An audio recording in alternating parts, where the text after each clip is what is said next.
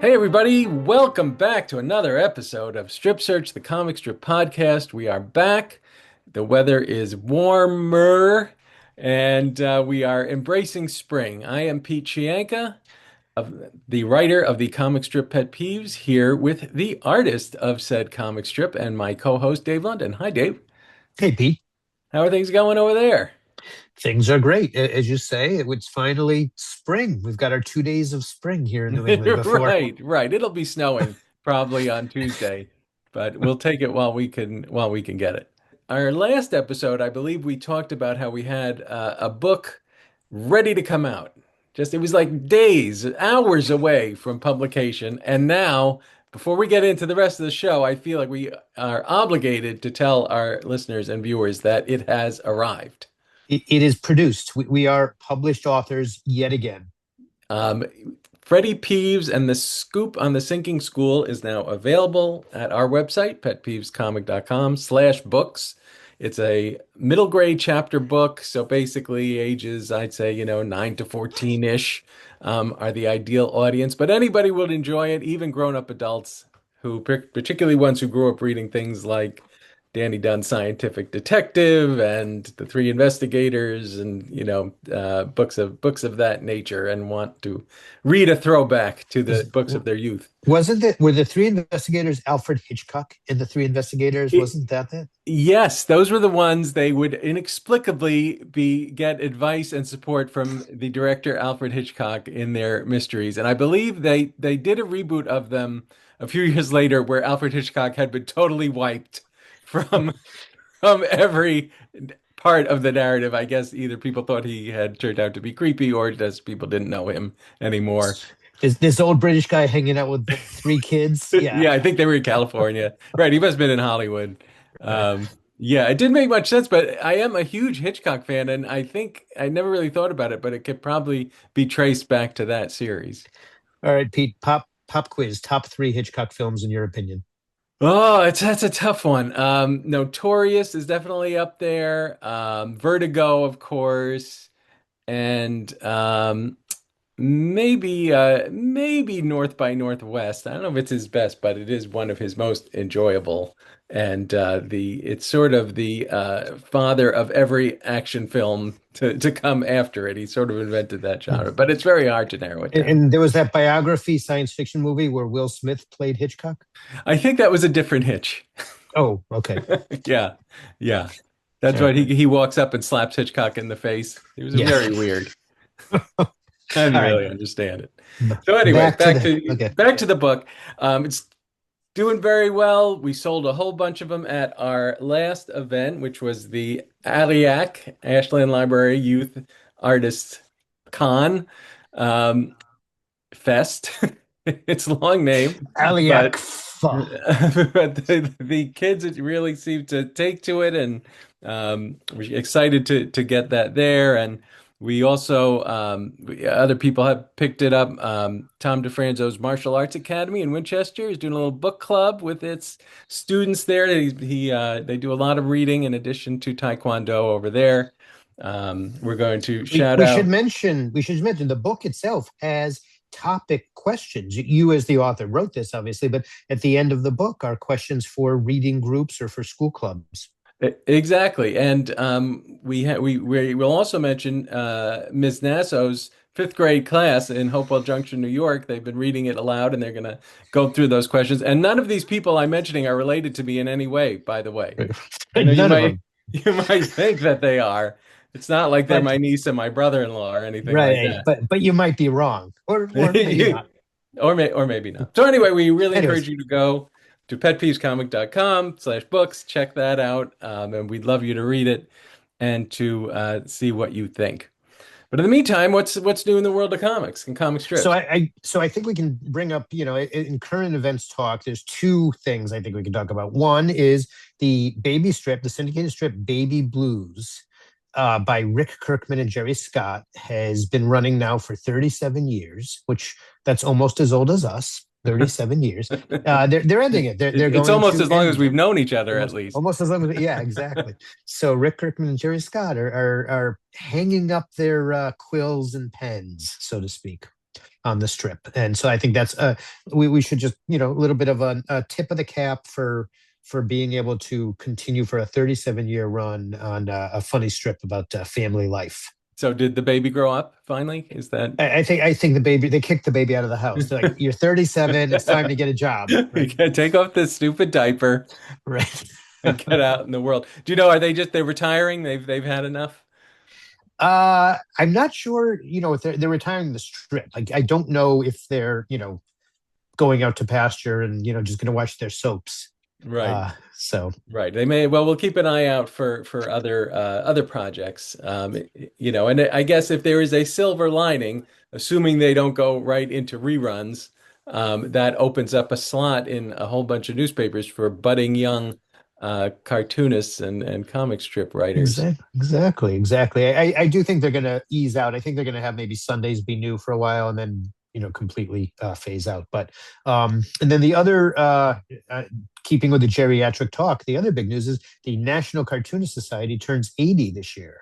So the Wow. preeminent society of cartoonists, not just national, but really international, because we let it. Unlike the major sports leagues, we allow people from other countries to participate in the National Cartoonist Society. It's So, fantastic. So yeah, they might want to consider a name change then. yeah, International. yeah, exactly. Can you bring They, that up they at the next board meeting?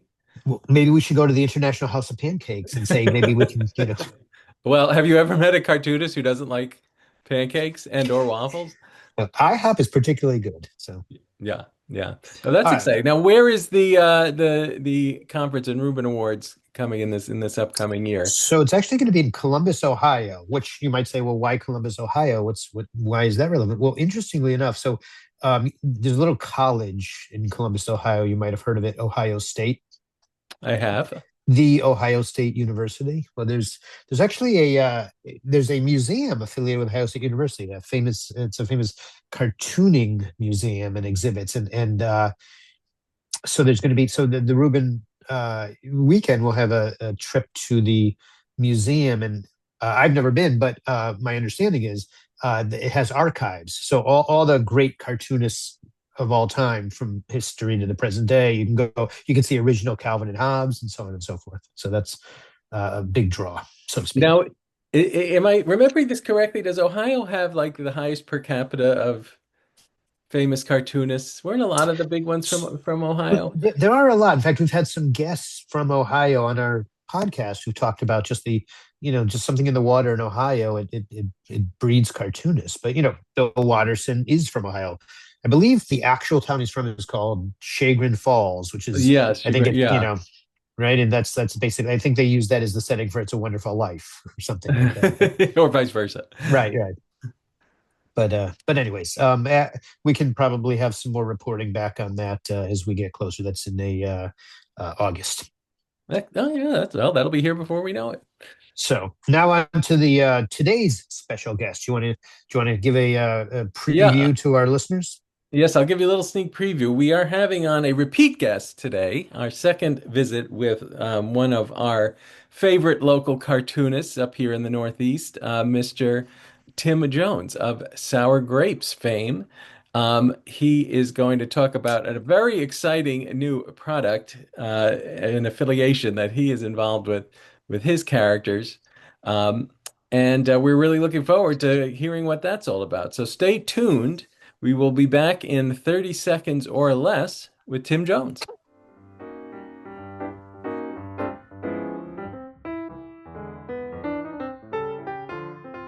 Hey, everybody, do you know someone in middle school who likes to read or who thinks they don't like to read but just haven't found the right book yet? Check out Freddy Peeves and the Scoop on the Sinking School, a middle grade journalism mystery featuring the characters from the Pet Peeves comic strip by London and Chianca. Available March 21st, 2026. For information, visit petpeevescomic.com.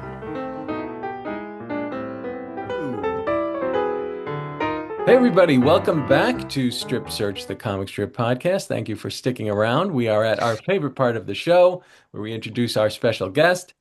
Tim Jones is the creator, artist, and writer of the self-syndicated comic strip Sour Grapes. Originally from Massachusetts, Tim now lives in Rhode Island, where he is a cartoonist, freelance illustrator, author, and comedian. He is also a member of the National Cartoonists Society and the Mid-South Cartoonists Association. He teaches cartooning, speaks at local schools and libraries, and appears at many, many various events and Comic Cons. Tim, welcome back to Strip Search. Hey, and don't forget I do adult birthday parties too. So, Yes, bar but mitzvahs. but that's Uh, that's another podcast. So, yes, yes. So we're going to tell everybody at the end where they could find you and procure all of your various services, adult and otherwise. So it's great having you back. You know, we've had you on before, but it's been quite a while. So for the few people left who may not know, we just start off by talking a little bit about sour grapes, what it's about, where people can find it, what anybody needs to know about it. yeah, so Sour Grapes is about Aesop, who's a miserable flying dog, and he's got a pet cloud Ominous, and they kind of Aesop is kind of the voice of miserable reason for his adopted family who finds themselves in all kinds of problems and stuff. And I kind of poke fun at the sour grapes in people's lives. It's a very relatable strip. And so it's nationally published in newspapers, about 64 of them now, and keeps growing and online and stuff like that. So it's a lot of fun. It's funny and stuff. So that's about it.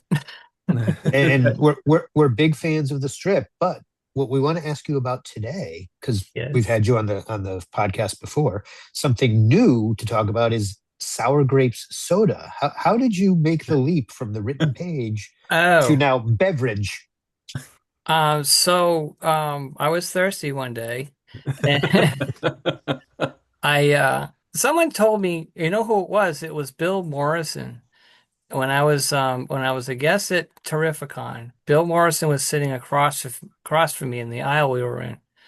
And I went over to say hi. I'd never met Bill before, and his signature is on my certificate when he was president when I got into the NCS. So I wanted to meet him, and I went over there and knew who I was, and we chatted for a minute. And he looked at me and he says, pointing at my banner, he says, "You should really look into licensing. It's a strong character." And idea and stuff like that, the strip and that. And you should, and I told him, I said, I don't really know anything about licensing. So that kind of sat with me for a while. And the following year, which is about 2 years ago, I approached Yacht Club Soda, which is right here in Rhode Island, like the next town over in North Rhode Island, like North Providence kind of thing. Um, and I was like, sour grapes is a flavor. I said, so if I'm going to sell out and I'm going to do this licensing thing, why don't I approach them with the idea of a sour grape flavored soda? So Yacht Club soda is a Rhode Island staple. It actually says on the cap, Rhode Island's official soda, and been around for 100 plus years. So long story short is I approached it with the idea and he loved the idea. By the middle of the summer, he's like a mixologist, the third generation owner, and came up with this amazing sour grape flavor. And So it tastes like sour grapes. yeah, it's just a little bit of sour, and he mixes like a lemon flavor in there with I don't know how he did it, but um It's and it's a trade secret. We don't want to give that out. yeah, I know he won't tell me. But we went on Channel 10, NBC Channel 10, last year, was it? He came with me one of the times and he explained for the first time, and I didn't know this, of how he came up with the flavor. And he said that when his kids were little, he would take green grapes and he would drizzle lemon juice on them and he would put them in the freezer and then it became like a candy. And that's where he got the idea from. And I went, that's brilliant.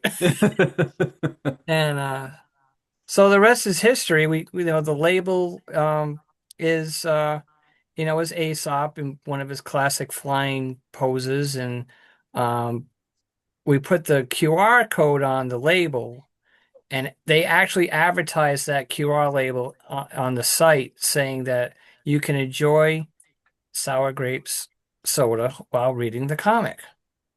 And there it is. And Nice. 2 years later, it's still going strong. We're talking about doing a diet version, because it's hysterical. Even with like a kids con, I bring it there, and you see a bunch of kids running around with a sugar high after they buy the soda. But so yeah, I mean it's cool. I mean, I'm happy with it. It's easy. They do a lot of the work because it's in restaurants, it's in stores.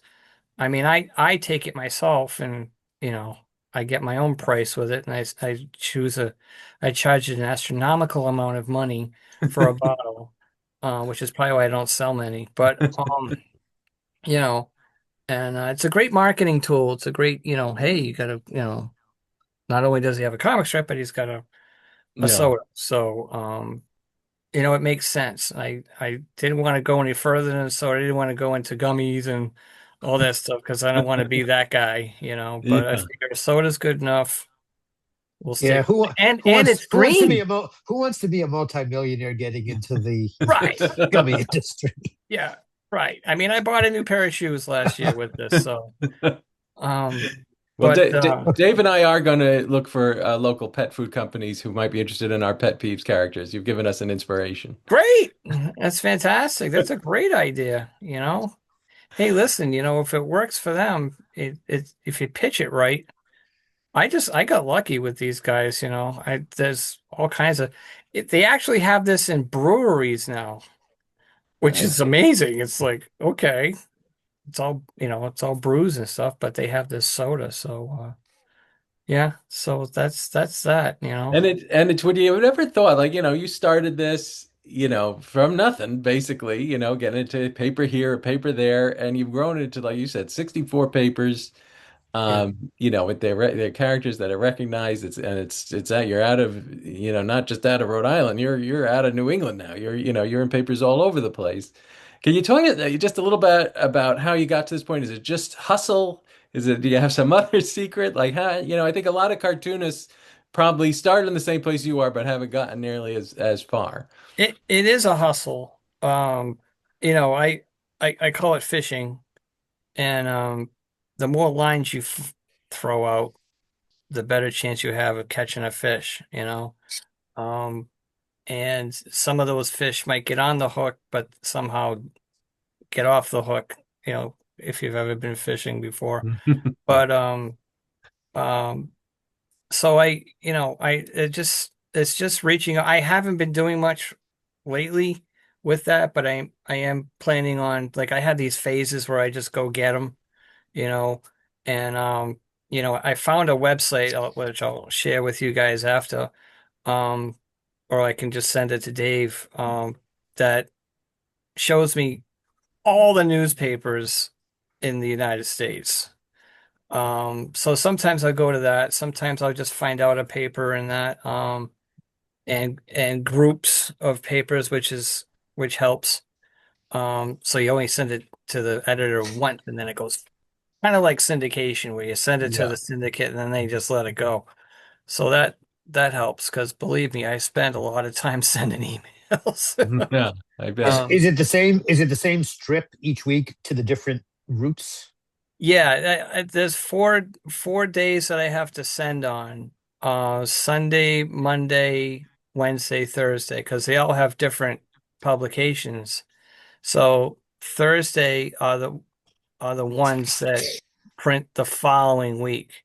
So I have to keep track of who's printing when and when to send it, and it gets a little confusing after a while, but um, I have my list, and I've just gotten used to it. I've gotten to know all the editors by name and stuff, and that. But I mean, as far as getting it out there, it's just a little secret. Of course, it's not a secret anymore now, but not once since I've started doing this, which goes back to 2014, have I ever explained what the strip is about. Not once. And on top of that, nobody's ever asked me as far as papers goes and some of the websites what it's about. So what does that tell me? That tells me that the work stands on its own, right? Yep. They look at it, oh yeah, it must be about a miserable dog, and then they read it and it's funny. So they like that. It's well done. It's it looks professional. It's not, shitty drawing and stuff like that. So they look at all that, and then they see the track record of all the newspapers, right? So when I started out, I only started out in one paper, and that was here in Smithfield. No, two. And but I just built on that. And I went to another paper and said, hey, listen, I'm a local guy and I got this strip and and back then it looked a hell to me, it looked a lot different. And it was um I didn't like I look back now, I can't stand the humor, but what I'm getting at is they'll see that and it's like, okay, so now you got six papers. And then, you know, and then the following year, I think it was 2015, I amassed 17.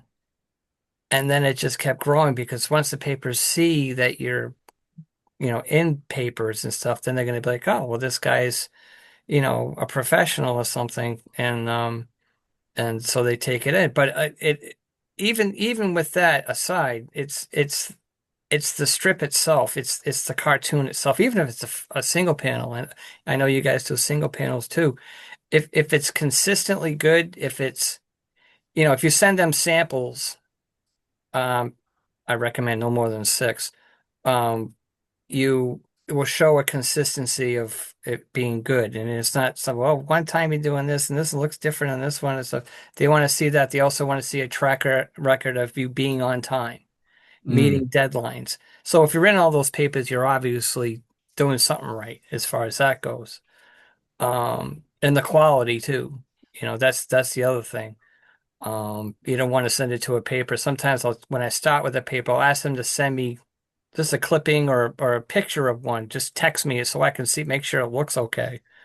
Um, so I've conquered that too. So it's all put all that in a basket, and and that's how I did it. And all of a sudden it goes out to California and Alaska. Mm. I just got on with a small syndicate in Australia. Oh my Um, God. and Do you have to draw the strip upside down then? yes, upside down and throw the jokes a different way so they come back funny. Uh, but so Now, are most of these weeklies? yes, Uh, yes, I'm in a bunch of monthlies. Um, but weeklies are my So, speed right now. so when it's time to read Sour Grapes and them, do they say it's that time of the month again? Yes, yes, actually. Very good, Dave. Very good. Yeah. Um, but you know, um, yeah, so weeklies is where I live right now because um it's easy for me and those are the papers that are really thriving, you know. They're not I think the smallest distribution of paper that I'm in is 20,000, wow. whatever. Hmm. And the biggest one I think is close to 70,000. So, I mean, at one point I did the math and I asked all the papers if they could just tell me what their distribution was, and it was astronomical. It's triple digits, because if you add all that up, all their distributions. So I was reaching a lot of people. Yeah, I mean it's a shame. I mean we've lost a lot of our weeklies here in the Northeast, and the dailies aren't doing so great either. A lot of them, Mhm. but I think in a lot of parts of the country, you're right. That's the thing that's left. The really locally focused, weekly papers that have the news that people can't get anywhere else, and that's a great, particularly you're doing one a week is perfect. Yeah, yeah. So that's what's attractive to people, to people that pick up those papers. That and it's great being at Comic Cons because especially somewhere like Rhode Island or some of the big ones. Even in Chicago, I had people come up to me and tell me they read it because they're from Mhm. somewhere else or they've seen, even if they've seen it online, because I'm on some news websites too. Hmm. So it all helps. It's an interesting segue because my next question was actually going to talk about Comic Cons. You do a lot of cons, and you can look on your website and see the events that you'll be appearing at. What's your favorite thing about the cons? Um, well, if they're with you, that's my favorite thing, Dave. But other than that, no, What's your I second favorite thing? yeah. Um, don't bother me, Dave. I'm trying to draw. Um, I it's just the people, it's the cosplay. I'm a big nerd. I was like I used to do stand-up comedy, but I'm also a singer. So I did music for a really long time, playing in bands and stuff, singing in bands. And in 2012 was my last group. Okay. And then I got laid off from my job in 2013. So I had to sit back and say, which direction do I want to go in? Do I want to keep doing this with music and comedy and stuff? Or do I want to bring that comedy into my strip? Of which I had a couple other ones. So I was actually redesigning sour grapes from a strip I had called Every Blue Moon, which was in a half a dozen papers for quite a while. But I gave that up to do the music. So I was like, okay. So I decided just to drop all that and do the comic strip.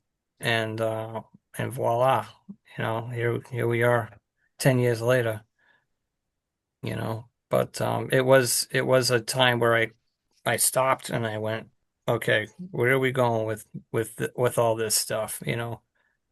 So So no more stand up. You're not doing that these days.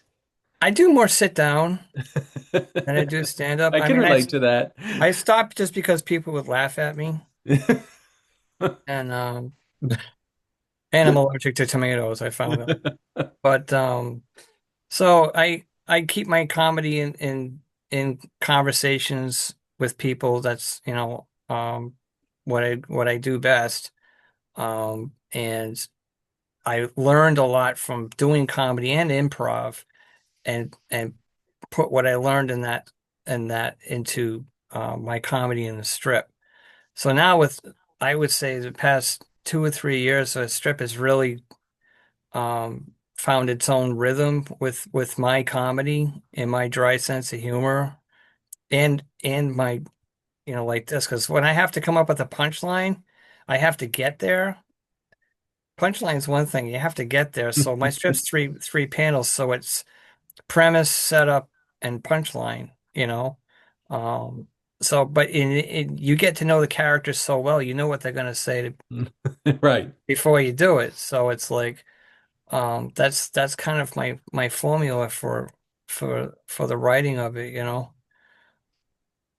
Which is another good segue because my next question for you is talk about your writing and drawing of the strip. And with the writing, your process to put the gag together. And with your drawing, and we've done this before, uh, are you old school? Have you made the jump to electronic drawing? Let us know where you are.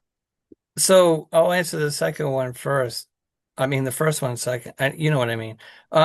So if you look at sour grapes right now is a weekly.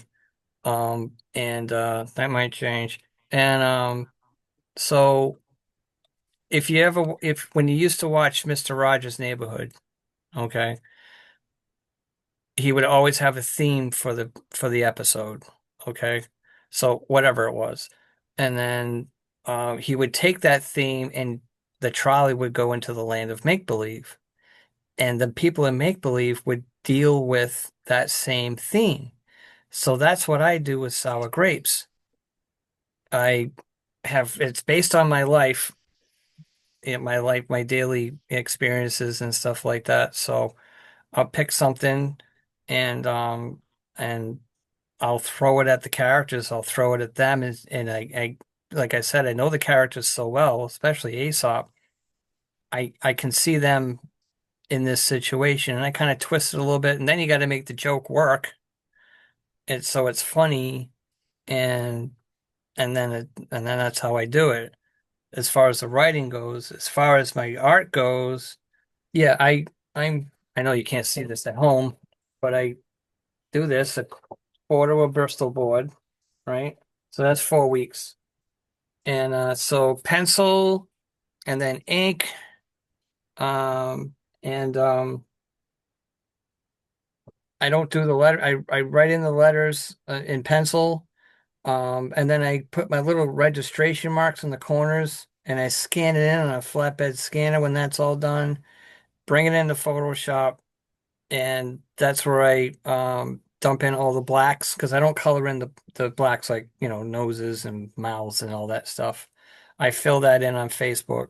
I mean, on Facebook, on uh, Photoshop, and then I fix some mistakes that I make, and do the lettering and all that stuff. And I make my frames in Photoshop too. I don't draw those out either. Why? Because I figured out a long time ago that marker's thin. So to keep that consistent thickness of your frames, panels, was very difficult. So I said, I'm doing it in Photoshop and it's great. It's the same thing every time. And then do the letters, and then I save a black and white version because some paper's taken a black and white, and then I do another version with color, and that's I do a C, and then I save it as CMYK and another version for RGB because there are some papers that I'm in that are online, but they're in a newspaper format, so they take it as RGB, and there's some news websites that I got to give them RGB too, but all the print is CMYK, and of course black and white's black and white. So So are you coloring once in CMYK and then just converting it, or are you actually coloring it fully again, RGB? no, so I color it in CMYK. To get technical, I do one layer that's multiply, so it's like coloring from behind, so you don't go through the lines. And so I do that. And so once that's all done, the color, you can go up into image and go down, and it's got RGB and CMYK. So you click on RGB and save it as an RGB copy. And so now I have both. So it automatically changes it. But I start out in CMYK And and then have you OUSC. have you ever played with the drawing aspect? Have you tried it out using either Photoshop or anything else just to see what it'd be like to use a stylus, or are you just going to stick Yeah, with the? I have a little Wacom here, and that's where I do the coloring and some of the mistake fixing. So I switch back and forth from my big monitor to this.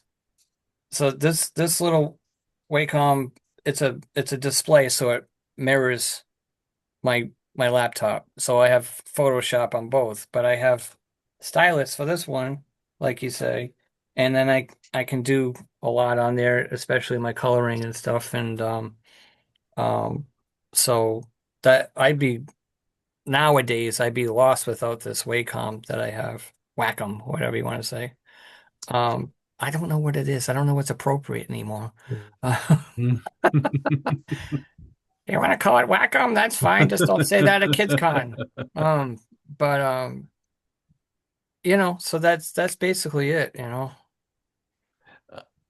Awesome. Now I know you're on a timetable. You got your next interview lined up probably. We're probably just one of many trying No, banging we're down your seeing a door. siding guy. Oh, The that's even siding guy better. come to my house to talk about siding.